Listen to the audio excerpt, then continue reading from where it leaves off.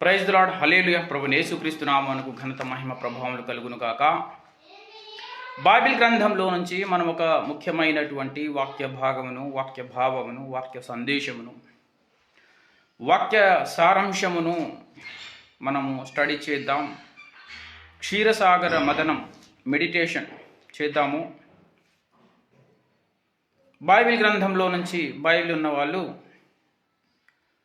తెరచి చూడండి. రోమీయులకు రాసిన పత్రిక 16వ అధ్యాయం 17వ వచన భాగమును మనము చదువుదాము. బైబిల్ ఉన్నవాళ్ళు, చూడగలిగిన వాళ్ళు చూడాలి, బైబిల్ లేని వాళ్ళు వినాలి. నేను చదువుతాను, బిగ్గరగా చదువుతాను, వినాలి. వినడం వలన విశ్వాసం కలుగుతుంది అని లేఖనం చెబుతుంది కనుక మన విశ్వాసంతో వినాలి. వినేగలిగేటట్లు మన విశ్వాసం ఉంచాలి. హల్లెలూయా. రోమీయులకు రాసిన పత్రిక 16-17 చదువుదాము. సహోదరులారా, మీరు నేర్చుకొనిన బోధకు వ్యతిరేకముగా భేదములను, ఆటంకములను కలుగజేయు వారిని కనిపెట్టి ఉండుడని మిమ్మను బతిమాలు కొనుచున్నాను. వారిలో నుండి తొలగిపోవుడి. చిన్న మాట ప్రార్థన చేద్దాము. స్తోత్రం ప్రభువా, కృప కలిగిన మా తండ్రి, పరిశుద్ధుడా నైనా మీకు స్తోత్రం చెల్లిస్తూ ఉన్నాము. సర్వశక్తిమంతుడమైన పరిశుద్ధాత్మదేవా, మా గురువుగా, బోధకుడిగా, నాయకుడిగా మీరు దిగివచ్చి చదవబడిన లేఖన భాగము ద్వారా మీరు మాతో మాట్లాడమని, సర్వశక్తిమంతుడా, సృష్టి స్థితి లయకారకుడైన అజామేధమా, ఆది మధ్యాంతరహితుడమైన అనంతుడా నీకు స్తోత్రం చెల్లిస్తూ ఉన్నాం. సర్వజ్ఞుడా, సర్వంతర్యామి అయిన ప్రభువా, సర్వశక్తిమంతుడా, అనంతుడమైన దేవా, మా మధ్యకు దిగివచ్చి నాయనా, ఇదిగో ఈ లేఖన భాగం ద్వారా, చదవబడిన లేఖన భాగం ద్వారా మీరు మాతో మాట్లాడి మమ్మల్ని దర్శించి నీ వాక్య ఉదక స్నానము చేత మమ్మల్ని పరిశుద్ధపరచి, అయ్యా మమ్మను కాల్చి పరిశుద్ధపరచి నాయనా, మమ్మలను దీవించి ఆశీర్వదించి మీరే ఘనత మహిమ పొందమని, సృష్టి స్థితి లయకారకుడును ఆది మధ్యాంతరహితుడైన అనంతుడైన యేసయ్య నామంలో అడిగి వేడుకొనుచున్నాము తండ్రి. ఆమేన్. హల్లెలూయా, హల్లెలూయా. యేసయ్య నామమునకు ఘనత మహిమ ప్రభావములు కలుగును గాక. రోమీయులకు రాసిన పత్రిక 16వ అధ్యాయము 17వ వచన భాగము మనతో ఈలాగు మాట్లాడుతూ ఉన్నది. సహోదరులారా, మీరు నేర్చుకొనిన బోధకు వ్యతిరేకముగా భేదములను, ఆటంకములను కలుగజేయు వారిని కనిపెట్టి ఉండుడని మిమ్మును బతిమాలు కొనుచున్నాను. వారిలో నుండి తొలగిపోవుడి. లేఖనము మనతో సూటిగా ఈ విషయాన్ని చెబుతూ ఉన్నది. బైబిల్ గ్రంథము మనతో ఒక ముఖ్యమైన విషయమును, ఒక ముఖ్యమైన సందేశమును బైబిల్ గ్రంథం మనతో చెబుతూ ఉన్నది అన్నమాట. ఏమిటట? మనకొక డ్యూటీ చెబుతోందన్నమాట. బైబిల్ గ్రంథము మనకొక పని అన్నమాట. మనము చేయవలసిన పని, కర్తవ్యం, మన యొక్క విధి ఏమిటో చెబుతోంది అన్నమాట బైబిల్ గ్రంథము. యేసయ్య అన్నారు, నేను మీకు ఒక కొత్త ఆజ్ఞను ఇస్తున్నాను అని ప్రభువారు చెప్పారన్నమాట. ఆ కొత్త ఆజ్ఞ ఏమిటట అంటే ప్రేమించుటయే ఆ కొత్త ఆజ్ఞ అన్నారన్నమాట. ఆజ్ఞలలో కొత్త ఆజ్ఞ అన్నారు కాబట్టి పాతవి కూడా కొన్ని ఉన్నాయన్నమాట. అందులో యేసు ప్రభు వారు చెప్పిన ఇక్కడ ఒక ఆజ్ఞ అన్నమాట. మనకు ఒక ఆజ్ఞ చెప్పబడుతూ ఉన్నది. దేవుని యొక్క ఆజ్ఞలు ఎలాంటివి అట అంటే జీవము కలిగినవి అన్నమాట.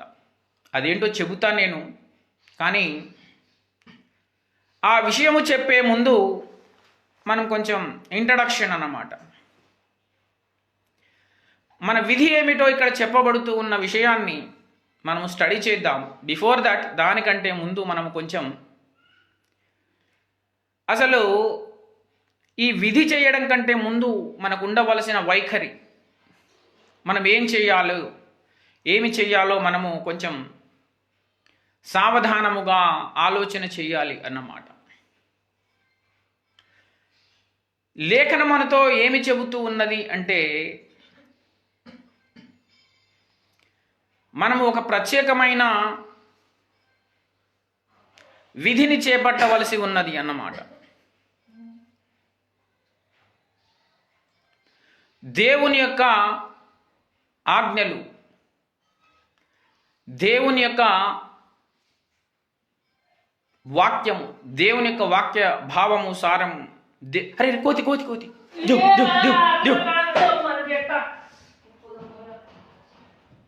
హల్లెలూయా. యేసయ్య నామమునకు మహిమ కలుగును గాక.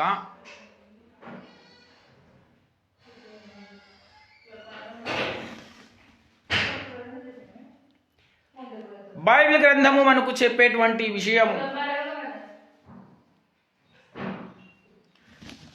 మనము ఒక ప్రత్యేకమైనటువంటి విధిని కలిగి ఉండాలి అని నిర్దేశిస్తోంది అన్నమాట బైబిల్.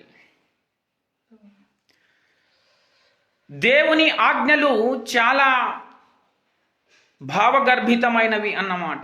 మనం వాటిని గ్రహించాలి, అర్థము చేసుకోవాలి అన్నమాట. దేవుని వాక్యమును మనము గ్రహించాలి, దేవుని యొక్క వాక్య భావమును మనము తెలుసుకోవాలి అన్నమాట. సరే, సూటిగా విషయం చెబుతాను. ఇక్కడ చెప్పబడినటువంటి మన విధి ఏమిటంటే కనిపెట్టుట, కనిపెట్టి ఉండుడి అని లేఖనము చెబుతోంది అన్నమాట. మనం చెయ్యవలసిన విధి ఏమిటంటే కనిపెట్టుట, కనిపెట్టుకొని ఉండాలి అన్నమాట. యేసు ప్రభు వారు ఒక ఉపమానం చెప్పారన్నమాట. ఏమి ఉపమానము అంటే, ఉపమానం ఏం చెప్పారు అంటే ఆయన రాకడను గూర్చి చెప్పారన్నమాట. యేసయ్య ఆయన ఎప్పుడొస్తాడో తెలియదన్నమాట. ఆయన రెండవ రాకడను గూర్చి శిష్యులకు చెప్పేటప్పుడు మీరు ఈ విధంగా ఉండండి, కనిపెట్టండి అని చెబుతూ ఒక ఉపమానం చెప్పారన్నమాట. దొంగ ఏ గడియను వచ్చునో తెలియదు కనుక ఇంటి వారు ఎలా ఉండాలట, మెలకువగా ఉండండి.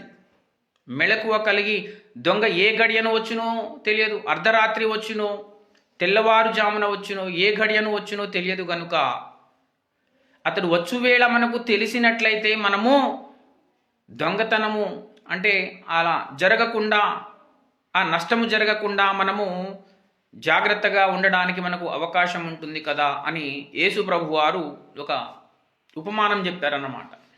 దాన్ని కనిపెట్టుట అంటే అర్థం ఏమిటి అంటే, యేసు ప్రభు వారు ఏమి చెబుతూ ఉన్నారు అంటే, ఆయన ఏ గడియను వచ్చునో తెలియదు,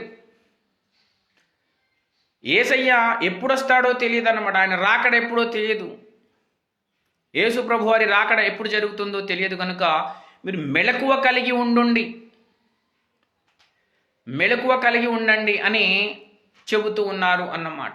మెలకువ కలిగి ఉండడం అంటే కనిపెట్టుకొని ఉండడం, ఎప్పుడొస్తారని ఎదురు చూడడం అన్నమాట. కనిపెట్టుకొని ఉండాలి. యేసు ప్రభు వారు ఎప్పుడొస్తారో అని కనిపెట్టుకొని ఉండాలన్నమాట. ప్రతి తరములో మనుషులు, భక్తులందరూ కూడా, పరిశుద్ధులందరూ కూడా, విశ్వాసులందరూ కూడా ప్రతి తరములో ఎదురు చూస్తూ వచ్చారన్నమాట. ఆయన మొదటి రాకడను గురించి కనిపెట్టారు.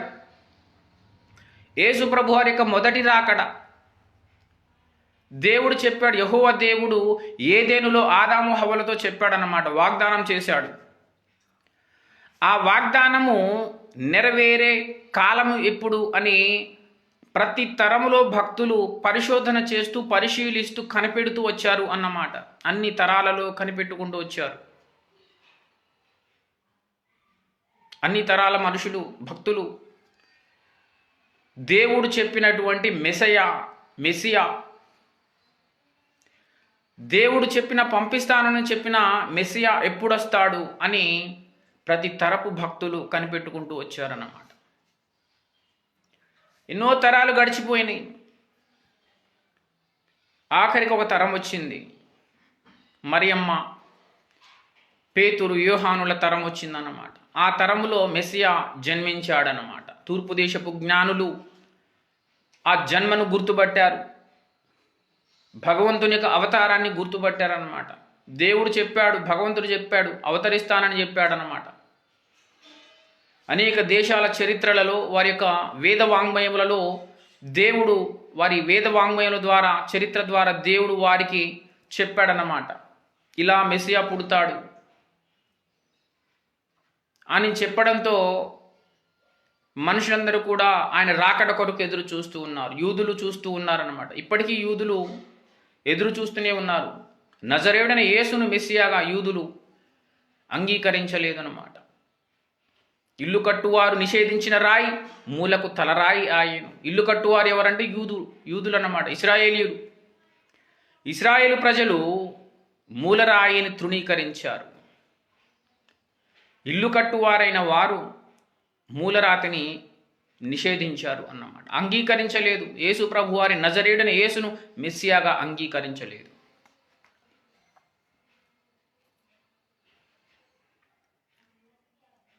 ఆయనను అంగీకరించలేదు వారు, గుర్తుపట్టలేదు ఆ తరం అన్నమాట. కానీ ఎదురు చూసేది ఆయన కోసమే వారు. ఇశ్రాయేలులు కానీ మనుషులందరూ, భూమి మీద ఉన్న మనుషులందరూ కూడా మెస్సియా రాకడ కొరకు ఎదురు చూస్తున్నారు. భగవంతునికి అవతారం కొరకు ఎదురు చూస్తూ ఉన్నారు. ఆయన రానే వచ్చాడు, కానీ గుర్తుపట్టలేదన్నమాట. అందుకే యేసు ప్రభు వారు చెప్పారు, రెండవ రాకడ కూడా మిస్ అవ్వకుండా ఉండాలి అంటే, రెండవ రాకడ మీకు తెలియాలి అంటే కనిపెట్టుకొని ఉండండి అని యేసు ప్రభు వారు శిష్యులకు చెప్పారన్నమాట.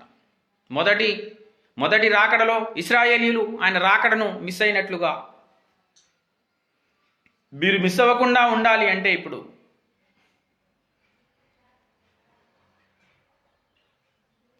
ఆయన రెండవ రాకడను కనిపెట్టండి. ప్రభువారు శిష్యులకు బోధ చేస్తూ ఉన్నారు అన్నమాట. ఆయన రాకడను గూర్చి చెబుతూ ఉన్నారు. కనిపెట్టుకొని ఉండండి.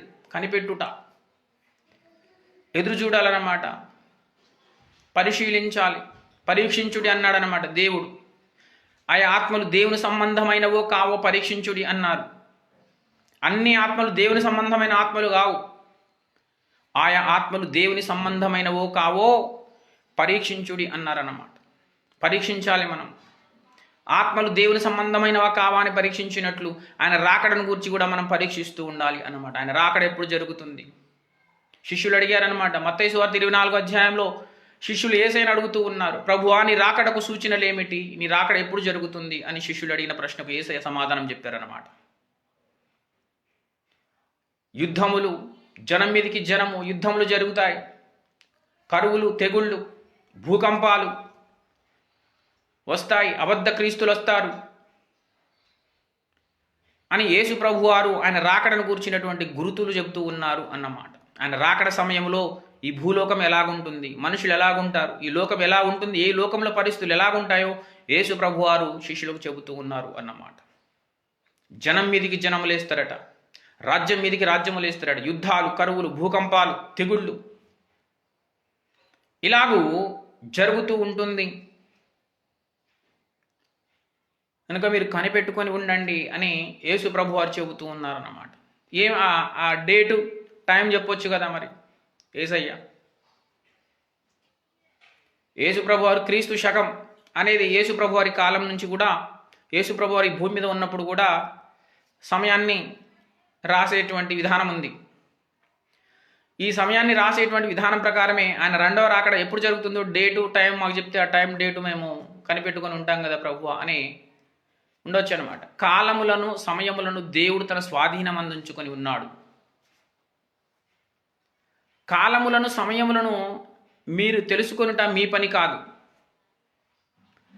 ఏ కాలములో ఏ సమయములో ఏది చెయ్యాలో అది దేవుని చిత్తము, అది దేవుని చేతులలో ఉన్నది. మీరు చెయ్యవలసింది ఏమిటి అని అంటే కనిపెట్టుకొని ఉండండి, కనిపెట్టుకొని ఉండండి అన్నమాట. సూచనలు, ఆయన రాకడ సూచనలు జరుగుతూ ఉంటాయి, నెరవేరుతూ ఉంటాయి. ప్రకృతిలో కొన్ని జరుగుతూ ఉంటాయి అన్నమాట. లోకంలో కొన్ని సంఘటనలు జరుగుతూ ఉంటాయి, అవే మీకు సూచనలు. అంతేకాని మీకు సమయం ఖచ్చితమైన ఆ గడియ ఎవరికి తెలియదు అన్నారనమాట యేసయ్య. ఆయన రెండవ రాకడ గడియ ఎవరికి తెలియదు అన్నమాట. ఆయన రాకడ సంబంధించినటువంటి విషయం ఎలా తెలుస్తుందంటే ఈ లోకంలో జరిగేటువంటి కొన్ని సంఘటనలు ఇండికేట్ చేస్తూ ఉంటాయి అన్నమాట.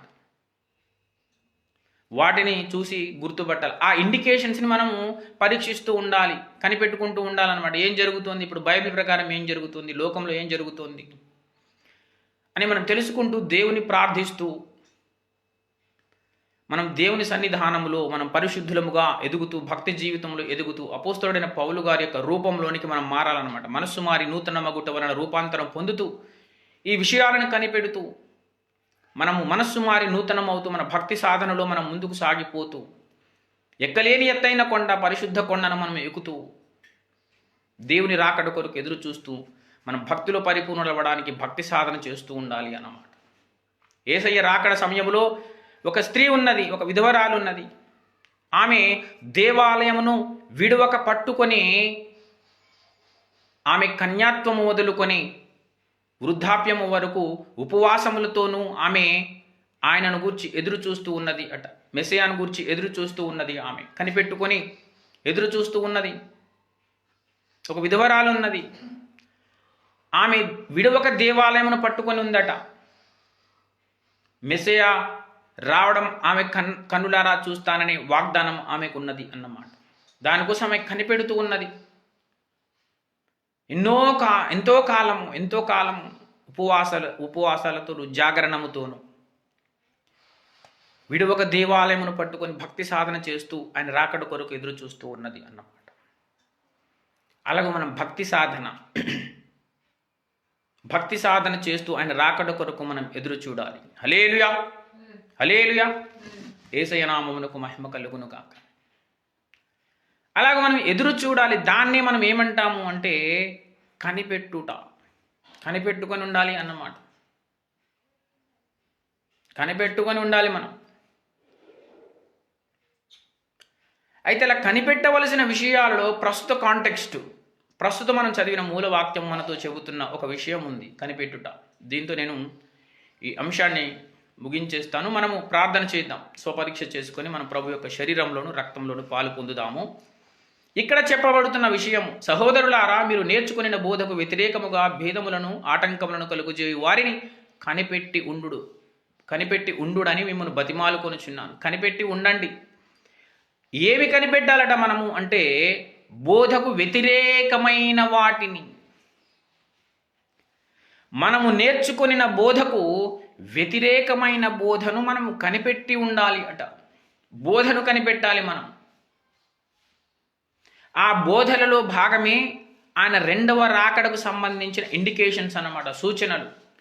ఆయన రెండవ రాకడ సూచనల బోధ విషయంలో కూడా విభిన్నమైన బోధలు ఉన్నాయి అన్నమాట.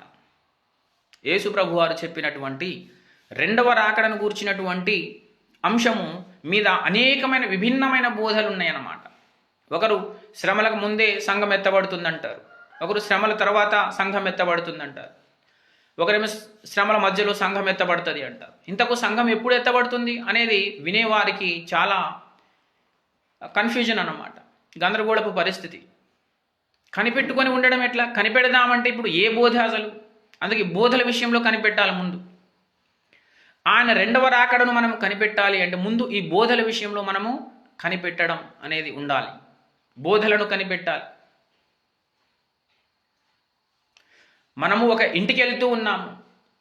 ఆ ఇంటికి చేరాలి అంటే ముందు మనకు రోడ్డు దొరకాలి. ఆ ఇంటికి ముందున రోడ్డు దొరకాలన్నమాట. మనకు ఇంటికి వెళ్ళడం అనేది మన డెస్టినేషన్ అన్నమాట. మన గమ్యము ఇల్లు. కానీ ఇంటికి పోవాలంటే మనకు రోడ్డు దొరకాలి. ముందు రోడ్డే దొరకట్లేదు. రోడ్డు దొరకకుండా ఇంటికి ఎలా వెళ్తాం? ముందు రోడ్డును కనిపెట్టుకొని ఉండాలన్నమాట. రోడ్డును కనిపెట్టాలి. ఇది ఎక్కడుంది, ఎక్కడ ఈ రోడ్డును మనము ఏ రోడ్డుకి వెళ్తే మనము మన గమ్యానికి మన ఇంటికి చేరగలుగుతాము అని రోడ్డును కనిపెట్టాలన్నమాట. యేసయ్య రాకడ మనకు తెలియాలి అంటే ముందు మన బోధలను కనిపెట్టాలి. ఏ బోధ సరైన బోధ, ఏది సరికాని బోధ, విభిన్నమైన బోధలు ఉన్నవి అని బైబిల్ గ్రంథం చెబుతోంది అన్నమాట. భేదములను కలిగించే బోధలు కొన్ని ఉన్నాయన్నమాట. మనం విన్న బోధకు, సత్యబోధకు విభిన్నమైన బోధలను కలిగించే విషయాలు, విభిన్నమైన ఆ భిన్నమైన బోధ పెట్టుకొని ఉండాలో మనకు తెలిసి ఉండాలి అన్నమాట. కనిపెట్టుట, బోధలను కనిపెట్టాలి ముందు. కనిపెట్టి ఏం చేయాలట? ఆ బోధలను కనిపెట్టి ఏం చేయాలట? వారిలో నుండి తొలగిపోవుడి. వారితో గొడవపడమని చెప్పలేదు దేవుడు. వారిలో నుండి తొలగిపోండి. వారిలో నుండి తొలగిపోవడం అంటే వారి యొక్క బోధలను మన మనస్సులో నుంచి తొలగించి వేసేయాలన్నమాట. వారి బోధలను మనము నమ్మడానికి వారి బోధలను మనం నమ్మకూడదు అన్నమాట. ఈ భిన్నమైన బోధలను, సత్యానికి విరుద్ధమైన బోధలను మనం నమ్మకూడదు, తొలగిపోవాలి. తొలగిపోవుట అంటే విసర్జించాలి అన్నమాట. ఆ బోధను విసర్జించాలి. విసర్జించుట అంటే తొలగించుట, వదిలివేయడం అన్నమాట. చిన్నపిల్లలు మనం బయటికి వెళ్ళినప్పుడు చిన్నపిల్లలు మన చేయి పట్టుకుంటారు, లేదా వాళ్ళ చేతిని మనము పట్టుకుంటాం అన్నమాట. బయటికి వెళ్ళినప్పుడు వాళ్ళ చేయి పట్టుకున్న తర్వాత వాళ్ళకి ఏదో సరదాకి చేయి వదిలేసుకుంటారు. చేయి వదిలేస్తే వాడి మీద మనకు పట్టుపోతుంది అన్నమాట. మనం వాళ్ళను కనిపెట్టుకొని ఉండడం కష్టమవుతుంది. వాళ్ళు ఎడిపోయారు అనేది మనకు చిన్న పిల్లలను కనిపెట్టుకొని ఉండడం చాలా కష్టమవుతుంది అన్నమాట. వదిలేస్తే ఏమవుతుంది? కనెక్షన్ పోతుంది అన్నమాట. వారి మీద నుంచి మనకున్నటువంటి గ్రిప్ పోతుంది. ఈ వ్యతిరేకమైన బోధలను మనం వదిలేస్తే ఆ బోధ మీద ఉన్న గ్రిప్ మనకు పోతుందని. అది అవసరం లేదు, మనకు దాని మీద గ్రిప్ అవసరం లేదు. దుర్బోధల మీద, అబద్ధాల మీద మనకు గ్రిప్ అవసరం లేదు. మనకు సత్యము కావాలి, సత్యబోధ కావాలి అన్నమాట. సత్యము మనలను స్వతంత్రులను కావచ్చు, సత్యం మనల్ని లీడ్ చేయాలి, కానీ అబద్ధం లీడ్ చేయొద్దు. మనము సత్యము చేత నడిపించబడాలి, సత్య మార్గములో మనము నడవాలి అన్నమాట. అందుకే దేవుడు అంటున్నాడు, ఆ దుర్బోధను భేదములు కలిగించే, అనగా సత్యబోధ నుండి భేదములు కలిగించి వేరే బోధలు చేసేటువంటి బోధలను మీరు కనిపెట్టుకొని ఉండండి అన్నమాట. కొంతమంది అంటారు యేసు దేవుడే కాదంటారు. కొంతమంది బోధకులు ఉన్నారు, యేసు దేవుడే కాదండి, యేసు దేవుని కుమారుడు, ఆయన కూడా సృష్టించబడిన వారిలో ఆయన ఒకడు అంటారన్నమాట. యేసు ప్రభువారు దేవుడు అని నమ్మలేకపోతున్నారు వాళ్ళు. అది సత్యబోధకు విరుద్ధమైన బోధ కాదు. అలాంటి బోధనను విసర్జించాలి అన్నమాట, కనిపెట్టుకొని ఉండాలి. హల్లెలూయా, యేసయ్య నామమునకు మహిమ కలుగును గాక. కనుక మనం ప్రార్థన చేద్దాం. ప్రార్థన చేసి మనం అలాగూ చేసి ఆయన శరీరమును తిని ఆయన రక్తంలో మనము పాలు పొందాలి. హల్లెలూయా, యేసయ్య నామమునకు మహిమ కలుగును గాక. ప్రార్థన.